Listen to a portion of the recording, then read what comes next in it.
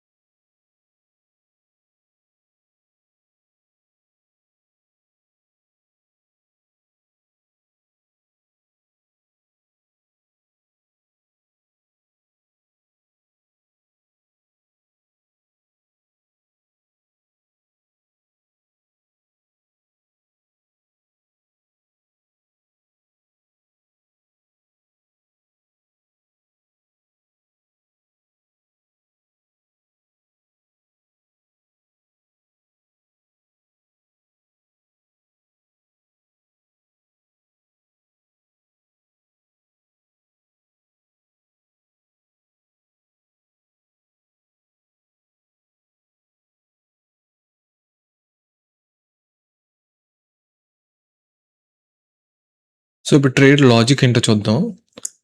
So, ఇంత అగ్రెసివ్‌గా మార్నింగే నేను షార్ట్ ఎంట్రీ తీసుకోవడానికి రీజన్ ఏంటి అంటే, ప్రీవియస్ డే ఏదైతే మనకు మొమెంటమ్ వచ్చిందో, అది ఇంకా ఫాల్ అయ్యే ఛాన్సెస్ ఉన్నాయి అని అనిపించడం వల్ల, నేను ఈరోజు ఇంత అగ్రెసివ్‌గా షార్ట్ చేశానండి.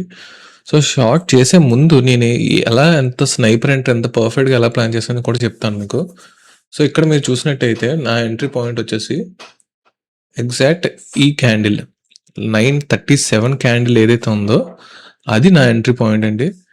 సో, ఇక్కడ నేనేం అబ్జర్వ్ చేశాను అంటే, ఏం లేదు. ఫస్ట్ మార్కెట్ ఎప్పుడైనా సరే మనకు ఫాల్ వస్తుందనిపించినప్పుడు, లాస్ట్ బిగ్ క్యాండిల్ ఏదైతే ఫార్మ్ అవుతదో, దాని ఫార్మ్ అయిన తర్వాత సపోర్ట్ యాక్టివిటీ ఎక్కడ క్రియేట్ చేస్తుందో మనం చూసుకోవాలి.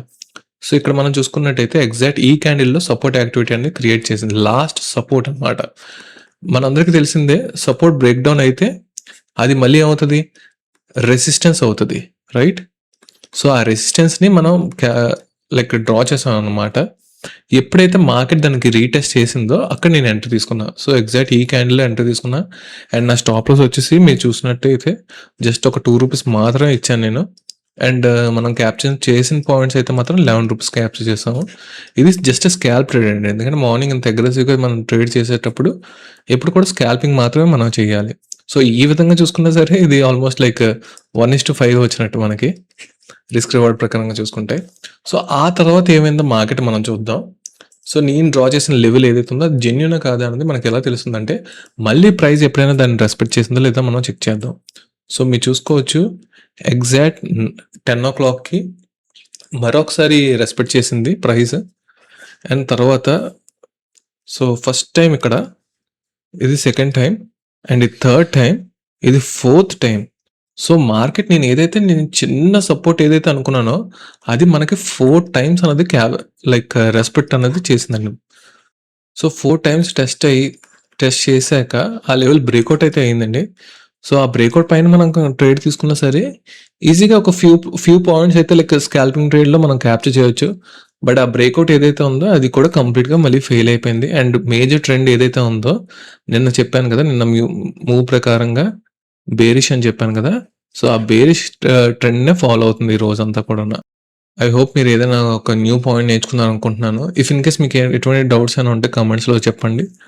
That's it for today guys. See you in the next video.